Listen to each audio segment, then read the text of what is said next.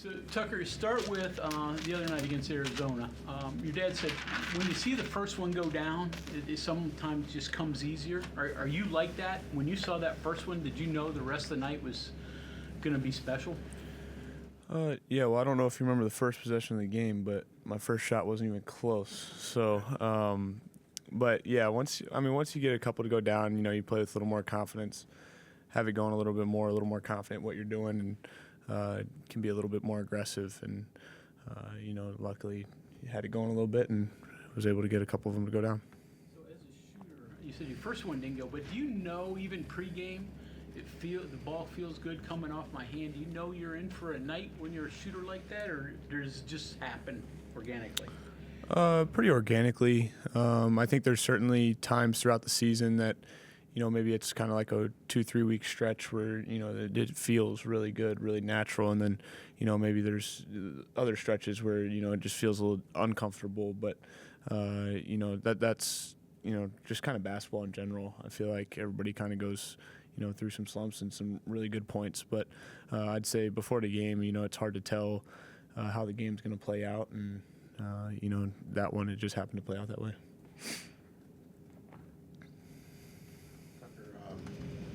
I was kind of asking Dad about these challenges.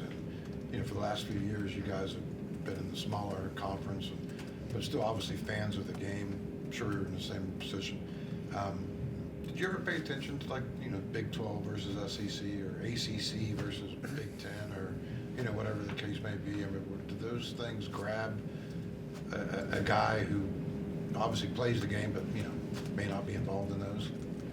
Yeah, I mean, I think I watched a lot of I just love watching basketball in general, no matter what level it is. So.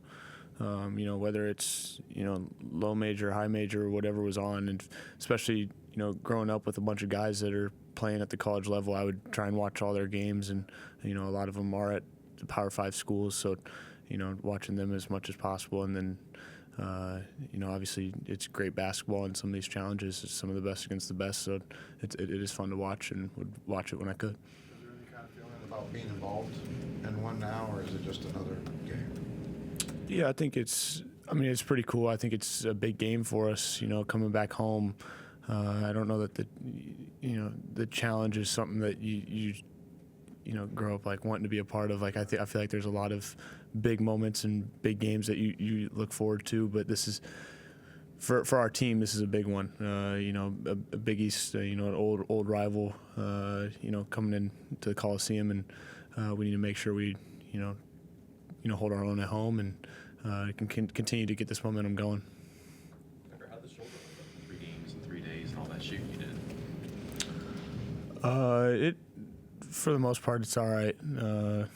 I don't know how much my dad talked about it, but I'll let him kind of handle any.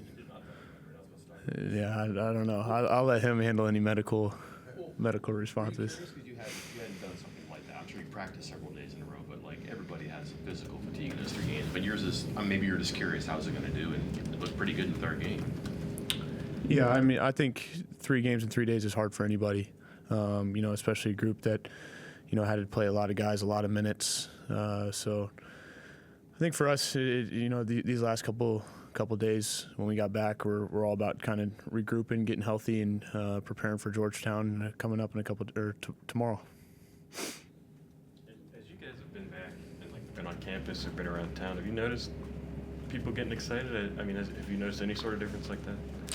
Yeah, it's certainly, once the season starts and, everybody seems super excited just for, the beginning of the season. And then, after a couple of big wins, I think people are even more excited to, finally see what this team's capable of and what we're about. But, it's a tremendous fan base, and it's fun to be a part of and be able to play for them. And, I expect it to be in full effect tomorrow night in the Coliseum because we'll definitely need them for a big game.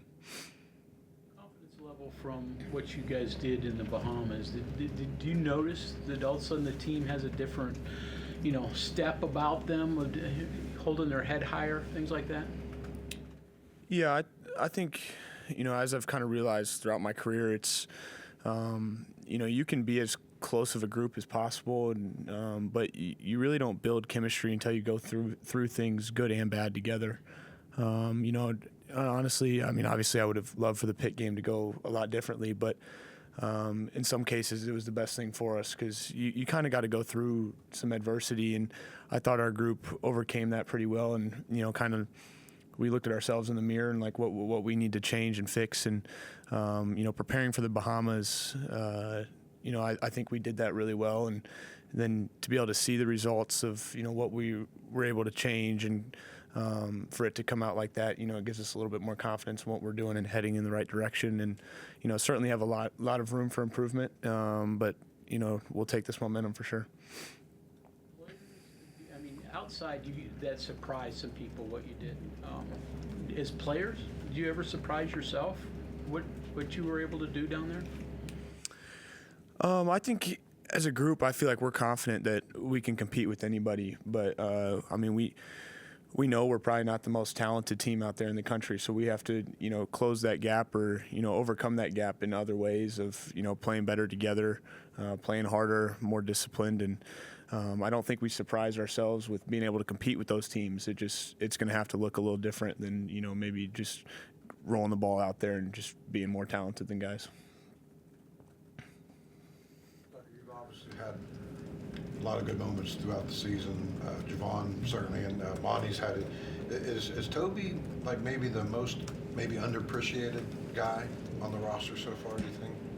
Yeah, I think Toby's, I mean, obviously this weekend Toby played fantastic and was a big part in, both wins for us. And I think everybody brings their own value, and I think Toby's a guy that, his value might not show up in the stat sheets like other guys, but, he plays tremendously hard and, has been a big part in what we do offensively and defensively, even if people may not realize it.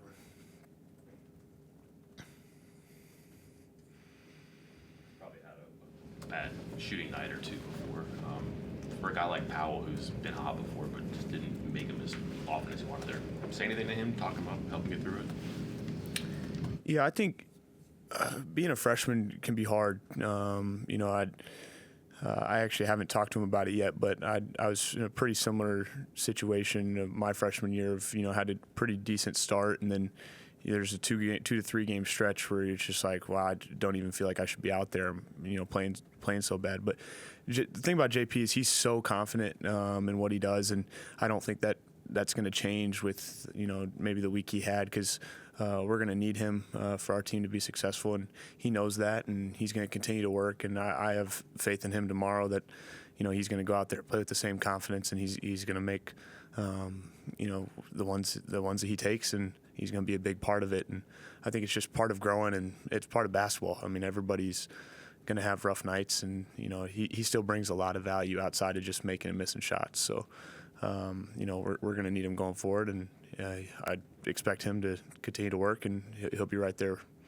of the worst things you can do to a shooter is talk to him and make him think it's going wrong or it's not working, even though it just worked before. Yeah, sometimes. I think everybody's a little different. I also think there's, certain guys that, like some people I'd feel comfortable with, maybe it's like an adjustment or two. But then sometimes when you got so many people telling you, then you just start thinking about it. So I try not to, worry about it too much or talk to people too much, because I know what it's like to be in that situation. And, at the end of the day, I feel like once he sees one go down, it's just going to be, 5 or 6 following it right after that. You mentioned that confidence he has. Does it speak to that it didn't seem to let him bother him in any other areas of the game? Yeah, I thought he did a terrific job of just continuing to play.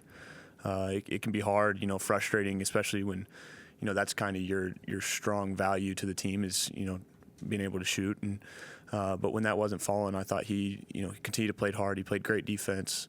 He was able to put it on the deck, and he even made some plays for some other guys to get them open as well. So I think that's very encouraging. And kind of like I said earlier, sometimes you just got to go through some adversity to learn and grow. And I think he'll take this and move on and learn from it and kind of almost make him a better player from it. But like I said, he's going to play with extreme confidence. We all have confidence in him, and I know he's going to be big for us going forward.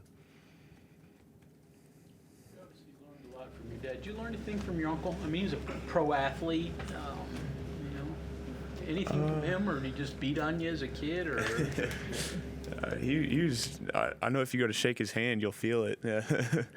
But you know, I was pretty young when he was playing, but I'd say, you know, for most of the family, it's just everybody was extremely hard workers, and they would kind of just instill that into all of us of, you know, just kind of putting your head down and working, and you know, the rest will take care of itself. Talking earlier, kind of about the team, you know, maybe not just can't roll the ball out there. I mean, obviously, your dad came in and had, you know, the most say on what the roster was going to look like. Does he look for different guys than maybe what other coaches look for when it comes to constructing the roster? Yeah, certainly. I think every coach is going to be unique and picky to what they want their roster to look like. I think for him, he wants guys that are high IQ, skilled, and will play really hard and can have a little bit of versatility both offensively and defensively. But I think he wants guys to fit the culture of what he wants it to look like, and having guys that, you know, are just kind of good people, and, you know, you're willing to, you know, win or lose with them, because you know, the culture is going to stay the same, and everybody's going to keep fighting to, you know, be where we want to be. In your opinion, do you think there are a lot of other coaches who look for that similar stuff, or are they looking for the stats or the recruiting rankings and, you know, so on and so forth? Yeah, I mean, like I said, every coach is very unique and different. I think there's certainly coaches that are similar. I think no coach is the exact same in what they're looking for, but I think there's similarities obviously throughout the country, and but yeah, I think everybody just kind of values different things, and I think that's just what he values the most is you know, guys that, you know, are good people, and you know, will work really hard as a group, as a team, to, you know, be the best spot possible. I'm assuming. Yeah. When you talk about getting guys to fit the culture, I mean, as we've talked to you guys, like you, Javon, Amani, Toby, it seems like personality-wise, you guys are similar, right? I mean, does your dad look for that, and do you see that as players? I mean, do you feel like all you guys are identity-wise, personality-wise similar? Yeah, I think the similarities between us is honestly we all just work really hard and want to win.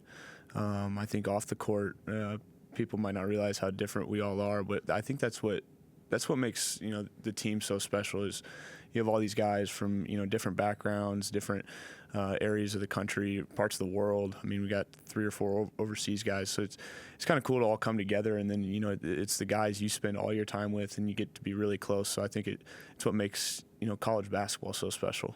Give us an example of one of those big differences. Yeah, I mean, like I said, we got guys from all over the country. So, you know, foods, music, you know, some of the guys never been golfing, so I'm going to try and take them out golfing once it gets warm. But, you know, it's just different things like that, you know, may not have grown up doing. But, you know, when you get around a bunch of guys that are, you know, from different places and different backgrounds, it's cool to kind of, you know, get to experience all the different things that they've experienced as well. From Iowa, you miss, what's that sandwich, hamburger loose? The Jethro's? Yeah. Actually, I'd say the thing I just missed, there was like a little like grocery store market that just had meals that the Gateway Market that I would always go to. So kind of missed that, just the convenience of it. But there's good food here too, so I'm not struggling too bad. Thank you. Thanks, guys.